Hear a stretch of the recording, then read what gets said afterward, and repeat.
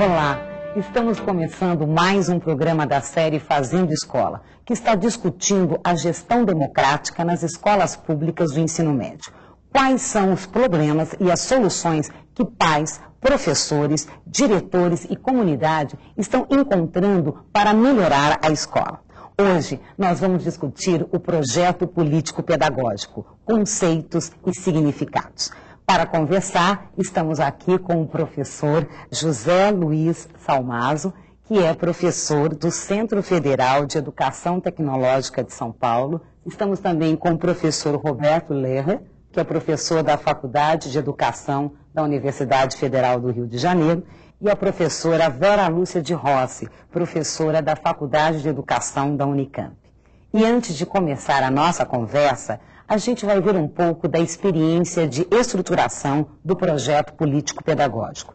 O Fazendo Escola foi conhecer a Escola Estadual Joaquim José de Medeiros, em Cruzeta, Rio Grande do Norte. Vamos ver?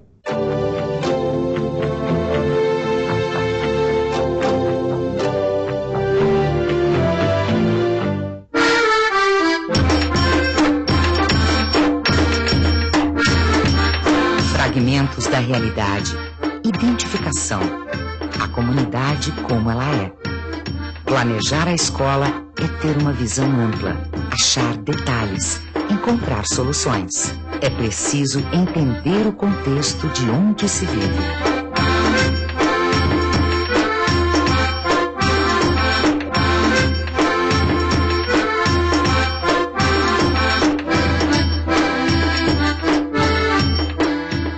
De projeto pedagógico do ponto de vista mais amplo é no sentido de planejar o que a escola tem que fazer. A partir do que é possível, construir o que ela pretende realizar com seus alunos, tendo em vista as necessidades da clientela, no caso dos alunos, da população e das necessidades da própria sociedade. O projeto político-pedagógico nasce da necessidade de mudança, de correção de rumos. Nós convidamos a comunidade, fundamos o conselho e a partir daí nasceu o nosso projeto político-pedagógico. Com esse início de abertura para o diálogo, foi aí que a gente começou a crescer. Toda escola ela deve ter o seu projeto político-pedagógico, né? Porque é um documento essencial, que também ele não deve ser guardado. Este documento ele tem que ser feito coletivamente e deve ser posto em prática.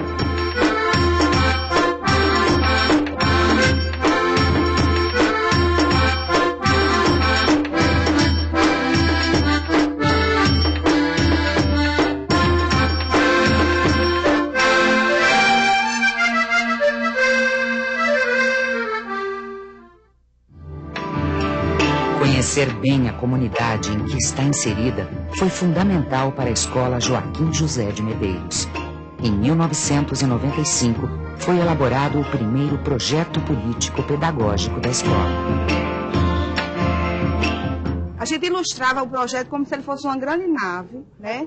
E que ele teria como passageiro os pais, os alunos, os professores e alguma pessoa que se envolvia na escola. E era uma nave que ela tinha destino certo, só que a gente não saberia quando ela ia chegar. Com certeza, há uns certos anos atrás, a escola não era para todos, era para alguns, principalmente para aqueles que detinham dinheiro. E ao caminhar da história, a gente vem observando que a escola se abriu. Meus pais nunca vieram aqui, só vinha mesmo fazer a matrícula e algumas reuniões não tinha a oportunidade que a gente tem hoje, de eu chegar e dar uma opinião e ser aceita, né?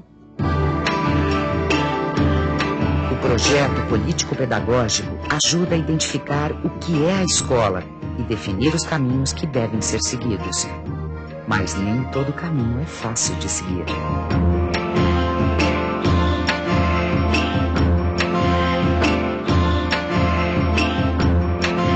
De 95 para cá, mudou bastante a escola. Nós tínhamos professores com pratos tradicionais, muitos resistentes a mudanças, muitos não queriam mais se qualificar, e após essa implantação desse projeto político-pedagógico, muitos foram fazer faculdade. Hoje, nós temos vários alunos nossos que hoje já estão na universidade, já são professores. O projeto, né, melhorou bastante a autoestima, tanto do professor como do aluno. Nós podemos medir a largura do açude. Será que vai precisar a gente sair numa canoa para medir o açude? Não. Como nós vamos medir esse açude? Você vai marcar o ponto onde você está para aquela distância que você quer medir a altura daquele prédio. Antes da gente ser trabalhado, a gente achava uma barreira. Depois que a gente foi sendo trabalhado, a gente foi sentindo, foi quebrando aquela barreira e foi dando certo. Eu tinha muita dificuldade em matemática, não vou dizer que hoje eu não tenho, porque eu tenho. Mas para mim, a cada dia que está se passando, a cada aula dada por ela, eu estou aprendendo muito mais. Que tinha um índice de evasão muito grande, evasão e repetência.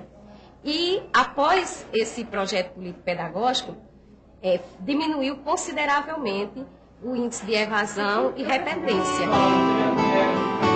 Foi a decepção que afastou Francione da sala de aula, reprovado por poucos décimos. O ano era 1989. Hoje, o tempo passou e a escola mudou. Francione sentiu que era hora de voltar. Porque hoje em dia, se você não tem pelo menos segundo grau completo, hoje você está fora do mercado de trabalho. Hoje em dia está melhor, as coisas estão mais... evoluiu mais, né? Escola, uns projetos na escola bom, né? Você é mais avaliado, mas em compensação você tem mais capacidade de você mostrar o seu conhecimento, sabe? O aluno precisa de um ambiente acolhedor. Ele precisa ser bem recebido na escola, ter um atendimento bom por parte de todos que fazem a escola. Na escola Joaquim José de Medeiros, cada ano é temático e vários professores trabalham a interdisciplinaridade. Neste ano, o tema é o meio ambiente e o açude de Cruzeta, o personagem principal.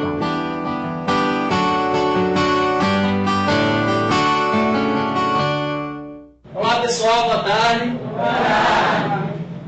Ela continua... Esse projeto está sendo executado, né, para que tenhamos uma preocupação maior com o reservatório público, né, o açude de Cruzeta, que é quem abastece a nossa cidade. A gente passando a respeitar o meio ambiente, como se diz, não está só guardando ele para a gente, mas para o futuro. A importância do açude é porque ele abastece toda a nossa cidade e a nossa região. Não só aqui em Cruzeta, mas também nas zonas rurais. Ele está sendo muito poluído devido a ligações clandestinas de fossas, de esgoto, de lixo que jogam diretamente no açude. Nos rios que correm para o açude, eles colocam muito agrotóxico nas plantações. Isso traz, acarreta sérios danos à água do açude.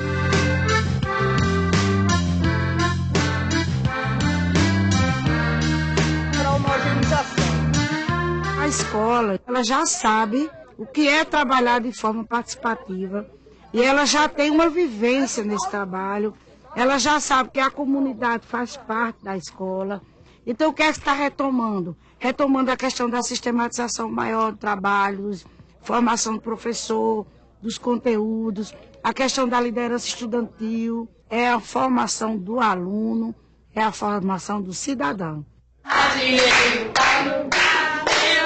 A gente monta assim peças, essas peças assim, pequenas, mas que têm um significado muito grande. Nós temos um potencial muito grande que muitas vezes a gente desconhece. Como nessas apresentações, muitos alunos me surpreendem.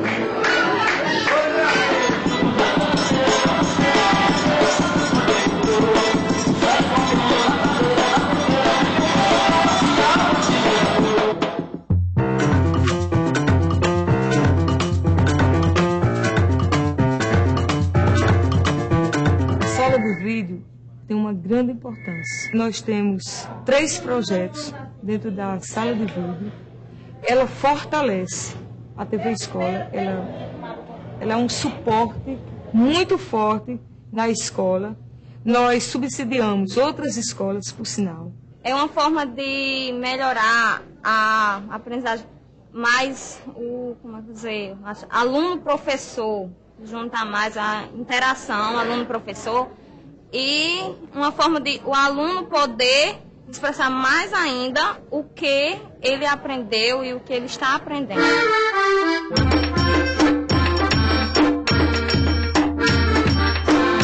Bom dia, estamos aqui na Rádio Conhecimento. Vamos mostrar agora os projetos da escola.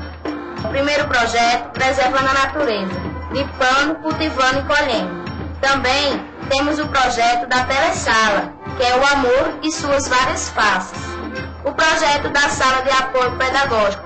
Temos os projetos de desenvolvimento, que é o projeto Culinária na Escola, projeto O Açude de Cruzeta. Temos o projeto das Festas Juninas, que é com a quadrilha Balancê do Sertão. Cada sala de aula tem um líder e um vice-líder, que também foi com a votação dos alunos. Assim, os projetos ajudam-se no desenvolver de cada aluno, no desenrolar do seu dia a dia. Cada aluno daqui que participa de qualquer coisa, ele é muito valorizado, é muito reconhecido. E é gratificante isso demais. Desde o início do ano, faz reuniões com a gente e bota em pauta o assunto, né? E nós que decidimos. A diretora é uma pessoa muito aberta para aceitar as opiniões dos pais.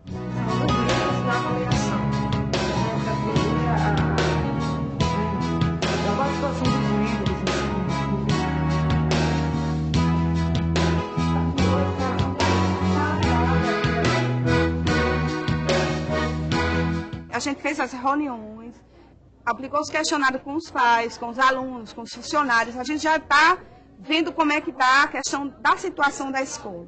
Então, depois, quando a gente sentar, né, e ver a situação atual, é que a gente vai sentar novamente e definir metas e objetivos. A reavaliação está acontecendo em relação a vários fatores. O projeto político-pedagógico deu certo, né? Em alguns momentos, em outros momentos não deu certo. E a educação se faz dessa forma. Olhar novamente para o que já tinha sido visto. Mudar o ângulo. Descobrir e redescobrir situações. O projeto político-pedagógico acompanha a sociedade, a escola, suas finalidades culturais, sociais, de formação profissional e humanística. Revê a cada momento a sua própria condição e muda sempre que for preciso. A primeira coisa que é preciso para que tudo isso aconteça é a equipe estar organizada, a equipe pedagógica da escola, tá certo? Que nós tenhamos um cronograma para que a gente possa ter momentos de discussões, grupos de estudos, que exista realmente uma parceria e uma clareza dos objetivos do projeto político-pedagógico. Há pouco tempo nós estávamos discutindo que esse projeto ele tem que chegar às mãos de cada profissional. Não vai ficar restrito à direção da escola. Cada um tem que ter em mãos, para ter clareza dos objetivos, das metas, das ações. E uma coisa interessante que a gente possa estar discutindo e descobrindo que as mudanças estão acontecendo é esse envolvimento. Ao desvendar detalhes da escola, o projeto político-pedagógico revela muito mais. Nos fragmentos do ensinar, descobre-se a sociedade e seus valores. Transcende a sala de aula e se encontra com a cidadania.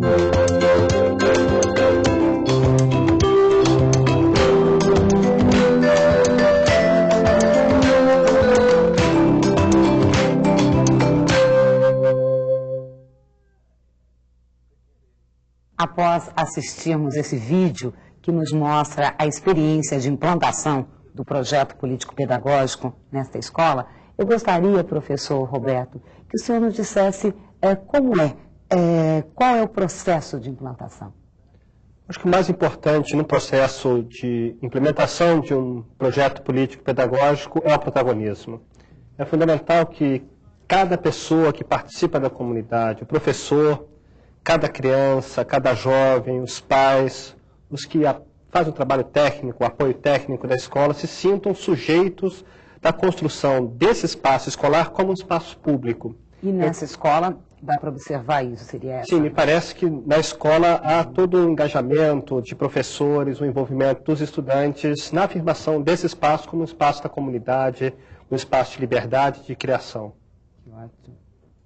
E qual seria o comentário de vocês? O que o senhor acha, o professor? Eu acho muito feliz a metáfora da nave, né, que é apontada no vídeo. Né? Então, isso me trouxe a seguinte reflexão. No projeto político-pedagógico é muito importante tanto o macro quanto o micro. Podemos até dizer que o planeta é uma grande nave. Nave em que, aliás, 2/3, né, dos viajantes estão fadados à exclusão e à marginalidade. Né? E a importância também do micro. Né? A escola, então, ela também está nesse contexto. Então, ela não pode perder de vista o quê? O macro e o micro. Né? O seu entorno, a sua realidade, a sua comunidade. E, como o professor bem apontou, né, a escola deve ser o quê? Geradora de protagonismo. Né? Até como sou de São Paulo aqui, né, até lembro o dístico, né, do brasão da bandeira do município de São Paulo. Né? Não duco. Quer dizer, eu não sou conduzido, né, eu conduzo. Então, acho que o objetivo de um projeto político-pedagógico deve ser, acima de tudo, este, né? Gerar o que? O sentimento de pertença, né? O protagonismo, que as pessoas sintam o quê? Não passageiros que não sabem para onde vão, né?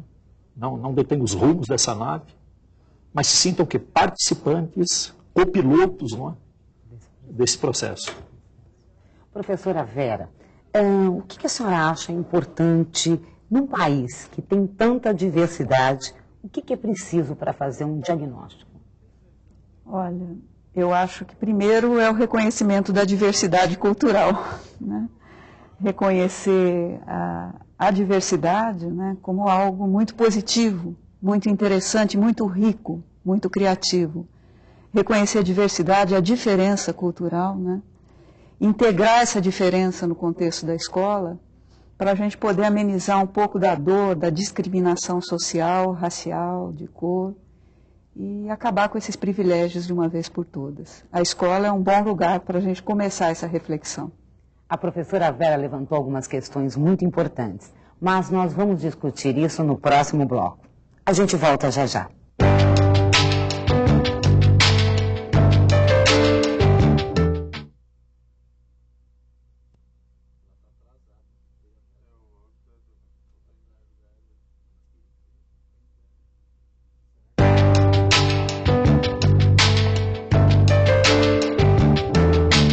Estamos de volta com o programa Fazendo Escola. E hoje a nossa discussão é sobre o projeto político-pedagógico nas escolas públicas de ensino médio. Professora Vera, justamente em relação ao vídeo, à escola, ao projeto que nós vimos no Rio Grande do Norte, quais são as suas impressões, o que a senhora queria colocar dentro da nossa discussão? Olha, primeiro eu queria dizer que eu tive uma sensação boa por esses fragmentos que esse vídeo nos mostra. Primeiro, por ser uma escola pública do ensino médio com uma experiência bem-sucedida.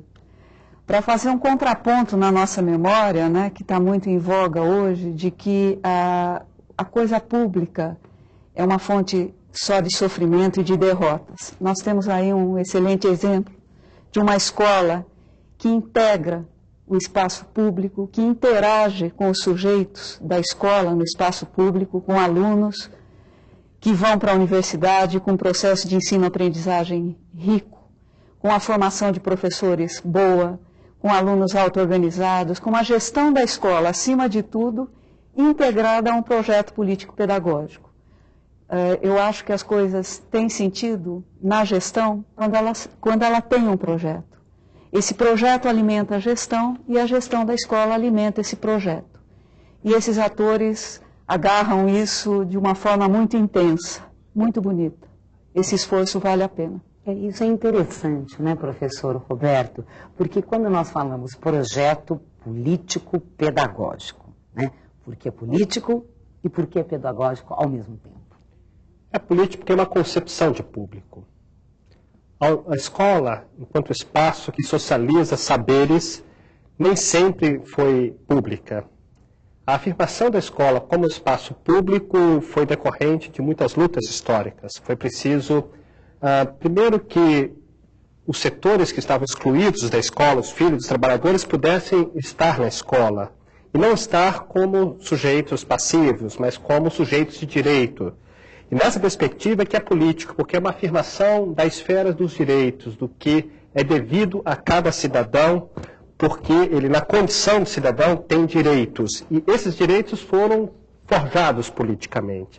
E é pedagógico porque é uma concepção de educação, de mundo, que essa escola deve elaborar, sistematizar e socializar.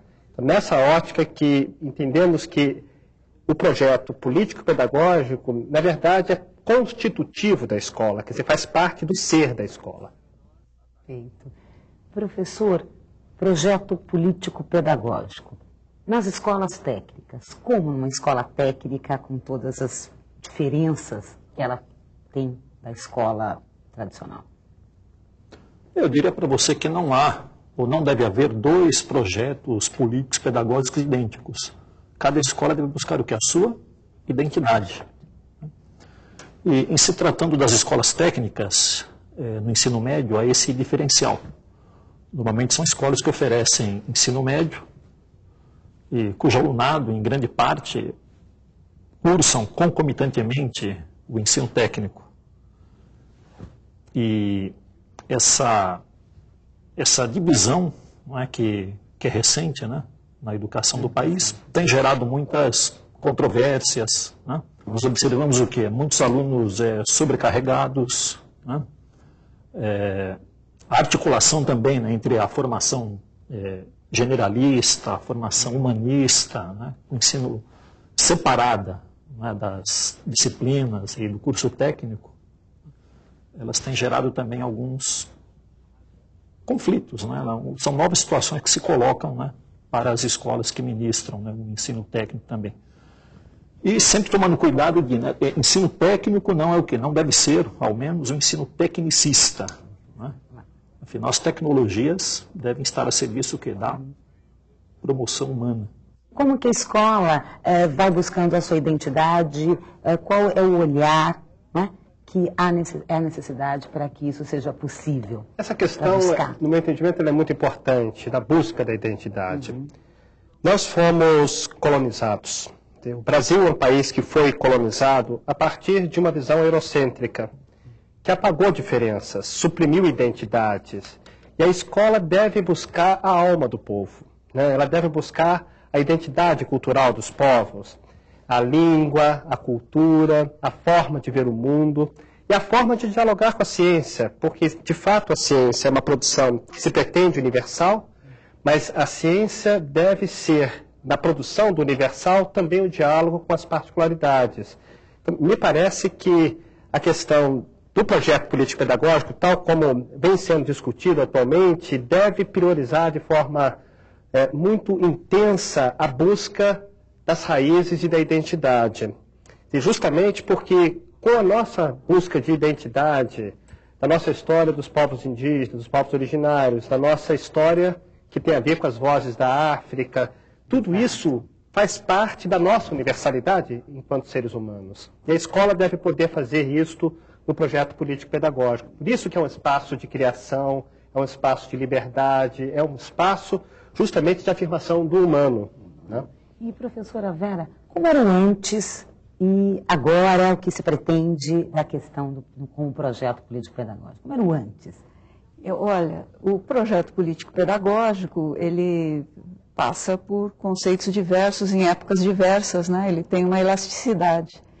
Eu não saberia dizer quando, né, quais foram as primeiras escolas, os primeiros lugares que utilizaram essa expressão projeto político-pedagógico, mas a gente pode ter uma informação que a formalização e a teorização do projeto, da junção dessas duas palavras, projeto político e pedagógico, ela se deu no embate dos projetos político-pedagógicos dos revolucionários franceses do século XVIII, Condorcet, Home, Lepelletier, e foi nesse embate, na origem do discurso liberal, que formalizou a política burguesa, é que essas duas palavras se juntaram. É mais do que um projeto, elas se juntam num sistema político e pedagógico.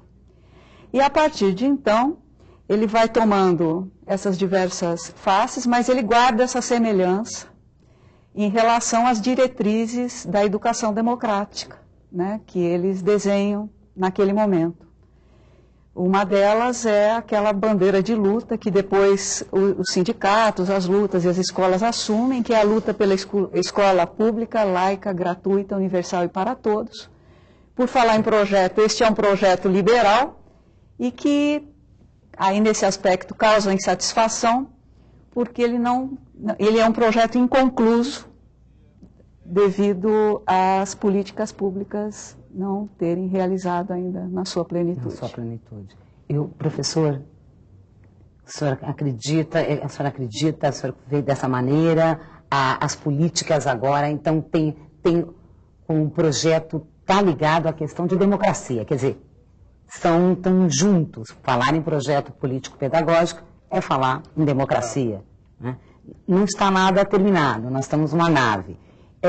De que maneira o senhor colocaria mais sobre isso? Como o senhor vê essa continuidade, essa união com democracia? Acho que caberia frisar, né, que desses 500 ou mais anos de Brasil, talvez uma pequena porcentagem tivemos lampejos de democracia. E em se falando da educação, a visão tradicional é qual? Que as secretarias, os organismos, órgãos acadêmicos, né, determinam o currículo, o que deve ser ensinado, os tempos escolares, né? E a escola sempre se viu como o quê? Como uma mera executora, né? Uma mera executora de políticas, de filosofias, de práticas, né, previamente determinadas instâncias que lhes são externas, né? E a construção de uma democracia de fato pressupõe o quê? Que a escola realmente o quê? Se volte para o protagonismo, né? Que ela crie o quê? Que a sua identidade, né? Que ela seja o quê? Uma semente de transformação da sua realidade circundante, né? E da realidade do país, né? E por utopia do mundo. Professor, que tipo de movimento leva? A que movimento leva o projeto político-pedagógico? Na realidade, são movimentos que têm uma simultaneidade, de certa forma, na sociedade. Quer dizer, são processos que estão andando de forma concomitante. Vera destacava que a ideia de um projeto político-pedagógico nasce, sobretudo, a partir da Revolução Francesa e da Comuna de Paris. Quer dizer, quando os trabalhadores reivindicam que aquela escola, que era um espaço de difusão de uma visão de mundo específica, voltada para uma visão da própria igreja, fosse um espaço de livre produção do conhecimento, socialização do conhecimento. Isso não se dá sem muitas lutas. Então, para afirmar um projeto político-pedagógico, é preciso que exista um movimento na sociedade de democratização. Isso vai das lutas dos sindicatos, das lutas das associações de moradores. Escolas cujos pais lutaram para que aquela escola existisse, normalmente são escolas em que o protagonismo dos pais é muito mais vivo, muito mais intenso.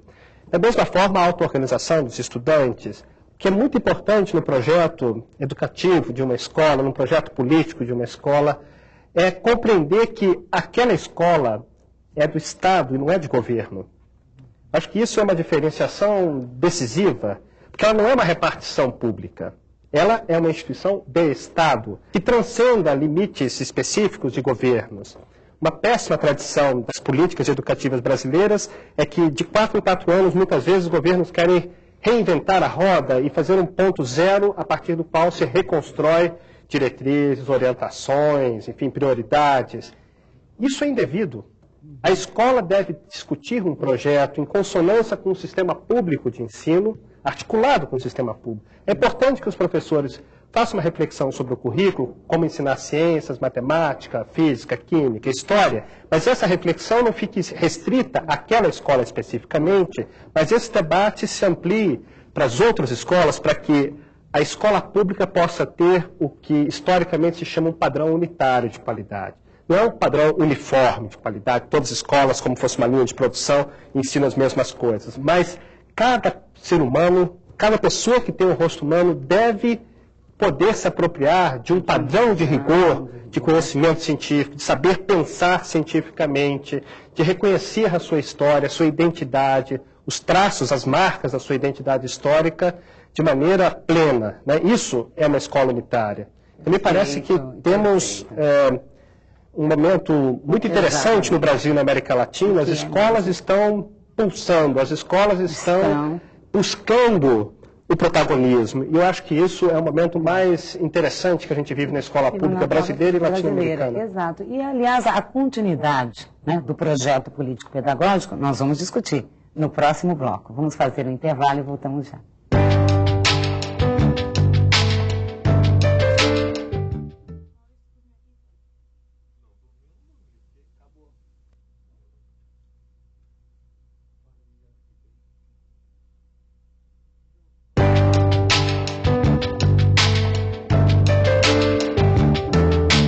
O Fazendo Escola está de volta. Hoje nós estamos discutindo os conceitos e significados do projeto político-pedagógico. Nós estávamos, antes do intervalo, colocando a questão da continuidade, como garantir a continuidade do projeto político-pedagógico. E a professora Vera, da Unicamp, queria justamente fazer alguma colocação a respeito. Eu achei muito interessante o que o Roberto falou, porque ele chama a atenção para alguns pontos essenciais e outros também. Mas os que eu vou colher, né, disso que você falou, é em relação à temporalidade dos projetos, que ela não pode ficar limitada, né, aos 4 anos de governo. E essa questão do prazo é muito séria. Vejam que no vídeo que a gente acabou de assistir, o projeto começou em 95, ele tem 9 anos. Para a realidade brasileira, esse é um projeto de longa duração. E o projeto político-pedagógico da escola precisa de prazo, de médio e de longo prazo. Porque, além do prazo, ele precisa do respaldo político das políticas, que são, as autoridades públicas também são sujeitos da escola, junto com os pais, alunos e comunidades. Então, eu chamaria a atenção para uma coisa que tem um fio de longa duração na nossa história, que são os projetos de curto prazo inconclusos, e que criam uma sensação de sofrimento, por isso que eu falava na sensação do sofrimento, porque ao projetar, a ideia de projeto que se tem nesse caso, o conceito de projeto que se tem, é sempre de projeto em linha reta, né, de progresso, de tempo progressivo, um projeto que não será alcançado na existência real. Aí vai ser complicada a história da nave. Porque se a gente se alimenta dessa euforia, e os educadores nas escolas se alimentam, eles têm uma euforia plena na hora da construção do projeto. E depois eles entram num processo de desilusão e de ressentimento muito grande no momento que eles não consolidam esse processo na escola. Então o problema não é só construir, porque a realidade brasileira mostra Maranhão, Porto Alegre, Minas Gerais, esses sujeitos da escola, esses professores, esses gestores, esses alunos constroem inúmeros projetos. O problema é justamente da temporalidade, da consolidação desses projetos. Então, o que eu vejo é que há uma necessidade de longo prazo e de não concebê-los em linha de euforia versus desilusão. E que esse projeto tem múltiplos tempos, múltiplas memórias, múltiplos sujeitos. A memória tem um tempo descontínuo, ela não é uma memória apenas controlada dentro do critério político utilitário, ela é uma memória viva, tem uma memória afetiva, né, que quando eles trazem para uma reflexão na gestão do projeto político-pedagógico, isso é muito rico. E nós temos inúmeros exemplos bons de construção. Nós precisamos assegurar a temporalidade e a consolidação. Acho que é muito importante um aspecto que Vera pontua, que diz respeito a pensar projeto. O projeto, no meu entendimento, tem que ser a materialização do futuro no presente também. Nós temos que estar trabalhando um horizonte histórico de universalização da escola, da produção do conhecimento, da socialização do conhecimento, da crítica ao colonialismo, à colonialidade do saber, à colonialidade do poder. Mas devemos estar construindo a sociedade do futuro a partir do presente. Não dá para fazer um projeto esperando que vai chegar um momento no futuro de redenção. A escola pública tem que ser publicizada, tem que ser afirmada como espaço público desde o presente. E, para isso, uma questão organizativa, que foi pontuada também no vídeo, me parece extremamente importante. A escola deve se auto-organizar em conselhos. Esses conselhos devem ter uma permanência histórica de estudantes, os estudantes vão sair, mas é importante que os estudantes conquistem um espaço de organização própria deles. E esse espaço possa servir de caldeirão de ideias, de reflexões, de práticas que sejam transformadoras e emancipatórias. Eu fico imaginando no Cefet que temos que fazer reflexões sobre as mudanças tecnológicas tão rápidas, enfim, como é que se daria isso também? Numa escola complexa como é o Cefet, que nós estamos lidando ao mesmo tempo com uma velocidade assombrosa de transformações tecnológicas e ao mesmo tempo temos que assegurar para os jovens uma formação científica sólida, enfim. Como é que vocês têm feito esse debate? Né?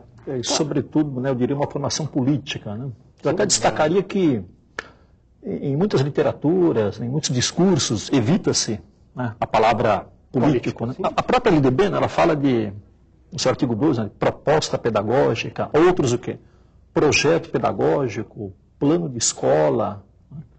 Quando, na verdade, a educação, né, já dizia Paulo Freire, é um ato político. Né? Eu acho que uma escola que não politiza, né, de fato, não está cumprindo o papel que lhe cabe. E, sobretudo, uma escola técnica, uma escola de ensino tecnológico, acho que a política deve permear, não é? Todo o currículo. Né? Mesmo porque técnicas vão e vêm. Né? Máquinas, em pouco tempo, né, estão obsoletas. Né? Agora, a formação humanística, a politização, né, é algo que você carrega, né, para a vida toda. Né? Eu queria, primeiro, discordar um pouquinho do Roberto em relação ao tempo. Mas eu tenho certeza que a hora que você narrou, você também utilizou o passado, né? Porque você fala em presente e futuro, e era isso que eu gostaria de lembrar. O projeto político-pedagógico, tanto no campo da escola quanto no campo do Estado, ele tem que ter um retrovisor no passado. Porque senão a gente repete, né, os erros de sempre, e esse movimento conflituoso dos movimentos sociais, né, esse conflito de ideias, ele é um outro aspecto da democracia. E é muito bom que a gente se lembre deles, de que essas conquistas foram duras, né, e foram muito conflituosas. Isso no campo da escola também é muito precioso. E eu preciso desse retrovisor no passado para a gente não esquecer disso. E lembrar que esse conflito, quanto mais conflituosa uma escola, mais esse conflito de ideias estiver vivo, mais democrática ela é. E em relação ao que você falou, eu acho que você tem toda a razão. Você chamou a atenção para o caso da lei. E a questão da política incomoda. Incomoda alguns professores, não todos. Porque o professor não se vê, às vezes, como um construtor de política que ele é. Ele constrói política nas relações informais com a sua classe, na relação com professores e alunos, alunos e alunos, e nas relações formais, né? A política não é só estatal. Eles deveriam participar desse processo de concepção dos projetos político-pedagógicos em ambos os campos, do Estado e da escola. E continuando a questão dos atores, então, do projeto. A própria identidade dos atores, o que é um professor na escola pública de hoje, está relacionado à questão que Vera pontua, e eu tenho total acordo que a escola do presente ela é a materialização de lutas do passado e que estão vivas no presente. Né? Não tem dúvida de que a gente fala hoje escolas laicas, né? São escolas que permitem uma visão de mundo que não seja particular de uma confissão religiosa ou outra, porque tivemos as lutas na Comuna de Paris, né, e em tantos outros lugares. Ainda hoje essa questão é muito viva. Agora, o protagonismo dos professores, dos estudantes, dos pais, que são atores, no meu entendimento, deve ser um protagonismo que tenha uma expressão comunitária, que tenha uma expressão de auto-organização mais do que uma organização a partir de orientações da secretaria, etc. No meu entendimento, as secretarias de educação deveriam ter um papel muito de assegurar condições para que as escolas possam ser espaços de livre produção do conhecimento e, sobretudo, escolas que pudessem interagir mais intensamente entre si, para que a gente tenha, de fato, um sistema público unitário. As secretarias, muitas vezes, acabam exacerbando, digamos, no papel de controle, de fiscalização, sistemas muito rígidos de avaliação, sistemas externos rígidos que acabam formatando, digamos assim, a escola e a prática democrática possível, e acaba sendo não democrática. Nós estamos falando de escolas de ensino médio, são escolas que muitas vezes preparam os estudantes para o vestibular. Então, o projeto pedagógico da escola acaba muitas vezes se limitando ao acesso à universidade. E o que é próprio, digamos, o que seria uma educação de nível médio, de alta qualidade? Esse debate acaba ficando secundarizado porque tem o problema do vestibular. Então, temos que conseguir uma visão que transcenda esse pragmatismo, digamos, mais imediato para as escolas. Importante. Professor Salmazo, e na escola técnica, em relação a essa questão, a esses, os atores, os novos, vamos dizer assim, os diferentes atores no projeto político-pedagógico e antes, que antes eram outros atores para qualquer proposta, como a professora Vera usou o termo proposta, ou projeto, como os professores antes gostavam de utilizar. No ensino médio, essa questão ela flora de um modo bastante específico. Como o professor realçou, o ensino médio muitas vezes é visto como uma mera, um curto período, geralmente de 3 anos, de acesso à universidade, a toda a pressão de muitos vestibulares conteudistas, das indústrias, da indústria do cursinho. Então, no ensino médio, acho que ele merece um tratamento bem diferenciado. Primeiramente, acho que é uma etapa da educação, onde deveria o quê? Se consolidar realmente toda uma formação político-pedagógica. E as estruturas, atualmente, elas não têm contribuído para isso. Então, nota-se, sobretudo no ensino médio, essa visão de uma escola vestibularesca. Inclusive, no senso comum, essa é a cobrança que mais aflora. Olha, isso cai no vestibular. Toda uma questão. E outro destaque, inclusive no vídeo, eu queria chamar a atenção para isso também. Não só no ensino médio, mas em todo o ensino básico. Acho que cada escola também deve se pensar num projeto específico para a educação de jovens e adultos, que é quase que uma outra modalidade, se torna na própria escola. Tinha o caso do rapaz, que quando na idade própria foi barrado por pontos e voltou agora. Então esse é um público também que hoje está voltando muito à escola, até por pressões até reprofissionais de mercado, E num projeto pedagógico, acho que é importante também esse olhar específico para a educação do jovem e do adulto, que está retornando a essa escola, até às vezes com desconfiança, já que, de uma maneira ou de outra, acabou sendo excluído dela na idade própria. Então, no ensino médio, essa questão ela tem que ser também bem realçada. Não só o público adolescente, mas também o jovem, o adulto, que está procurando o ensino médio. Professora Vera. O que eu acho muito interessante é que o Salmazo chama a atenção para a especificidade dos projetos e o Roberto chama a atenção para o seu aspecto mais universalizante. E eu gostaria de dizer que os dois aspectos são importantes, que a gente, e nem são excludentes. A gente pode assegurar a especificidade das culturas locais, mas assegurar esse tom universalizante, porque quando eu penso no projetar, a gente pensa que tem um lugar também para os nossos sonhos e para as nossas utopias emancipatórias, não é verdade? E isso é universalizante, O Estado de Direito social, educacional, a justiça social, e que esse tom, eu acho que ele dá um tom mais forte para o projeto local. Tem uma expressão até que eu gosto, que ele é local e global. O projeto político-pedagógico é local, porque ele assegura as especificidades culturais, mas assegura também o lugar para os nossos sonhos. Agora, há a questão da resistência ao projeto, como nós, de qualquer forma, já citamos aqui. Como, então, terminar com essa barreira, melhorar essa questão? Está muito relacionado à democracia. Muitas vezes a resistência, o apego à ordem, ao status quo, decorre de formas autoritárias, como se tenta impor medidas que alterem e modifiquem a escola. Se o professor se sente protagonista, se sente sujeito da construção, se sente, de fato, como um ator de construção efetiva daquela escola, os seus pontos de vista, que são críticos ou que defendem a manutenção de certas práticas, vai ser respeitado, vai estar no debate, vai estar no diálogo.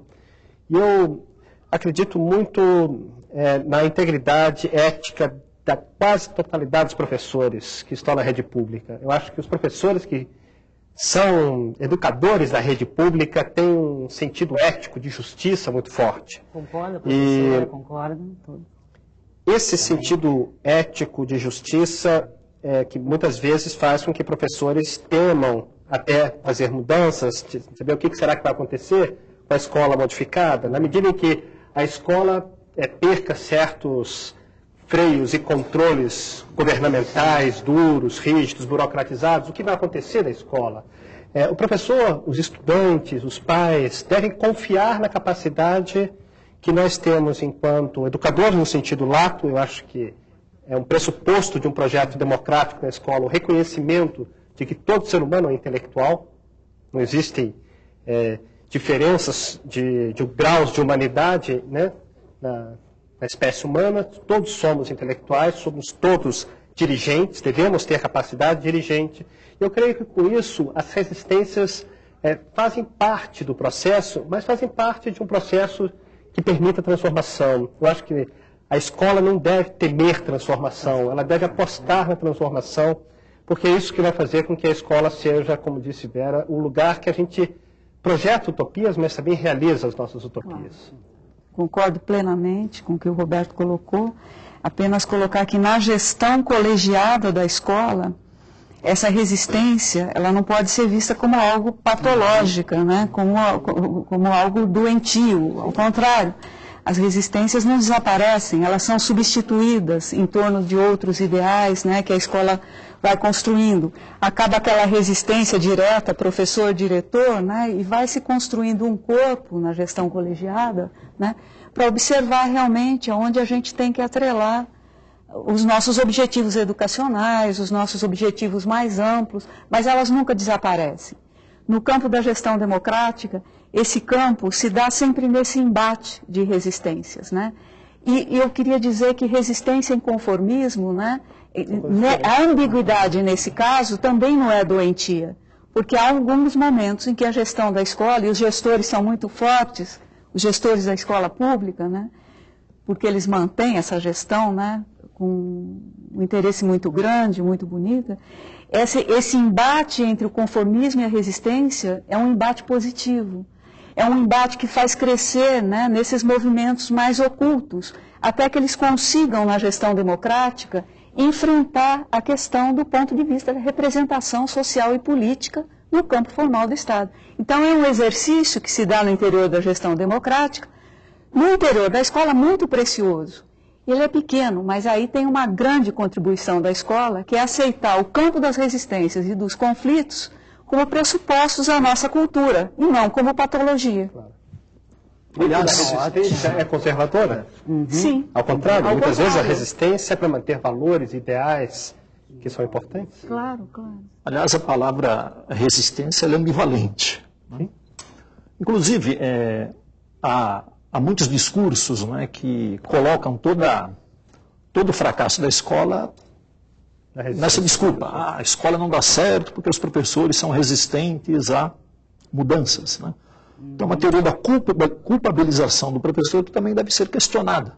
Né? Que é horrorosa. Que é horrorosa, inclusive. Né?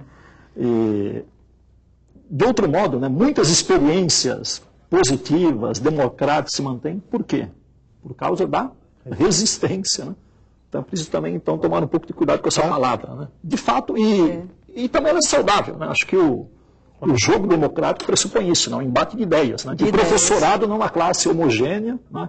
Que pensa igual. Né? É interessante que haja essa diversidade de posicionamentos, né? Para que se chegue a consensos. Né? E lembrando também que a educação pressupõe o quê? A prática da persuasão. Né? Se há uma coisa que não funciona na educação, é coerção. Né? Então, a educação, evidentemente, também tem uma dose de coerção, né? Como tudo na vida, né? Mas o ingrediente principal é a persuasão, o diálogo, o debate. Né? Nada como um bom diálogo para quebrar, né? Resistências e também para firmar resistências quando elas se fazem necessárias. Isso é fazer política, né? Negociar, lutar, conciliar, rever, né? Esse é um campo de construção muito intenso, muito vivo, né? E se tem essa dor depois do processo de luta e de resistência, é sinal de que o projeto caminhou no sentido progressivo, em linha reta, em direção ao além, ao nada. Então, nós vamos chegando nas nossas últimas considerações e eu gostaria de saber o que vocês gostariam de colocar a mais para que a gente pudesse encerrar este debate. Eu penso que hoje no Brasil e na América Latina, de uma forma mais geral, existe uma inquietação. Existe um processo muito interessante de busca de identidades, de busca, enfim, de uma condição protagônica. E isso se expressa enquanto política e pedagogia. É uma política, mas é uma política que queremos ser pedagógica, né? E a escola deve se afirmar como esse espaço de construção de políticas, de visões de mundo, de concepções de sociedade e, sobretudo, de concepções do que é o humano, sobretudo num contexto em que a vida é tão desvalorizada. Então eu vejo que estamos num momento muito rico. Essa inquietação, esse inconformismo, me parece um elemento novo que temos nesse século XXI e que abre janelas para o futuro. Ótimo. Eu agradeço a presença do Um senhor. prazer Muito obrigada. Professor Salmazo. Eu destacaria até pela minha própria vivência em sala de aula, né, que projeto político-pedagógico vai muito além de um mero documento, né, e ele se dá em diferentes contextos da escola, né, na sala de aula, nos corredores, no intervalo, no grêmio estudantil. Né. Projeto político-pedagógico, de fato, né, ele é uma prática, é um vivenciar, né, ele deve perpassar o cotidiano da escola. Então, que, sobretudo, o alunado de ensino médio, né, experimente na escola o que é vivências culturais, políticas.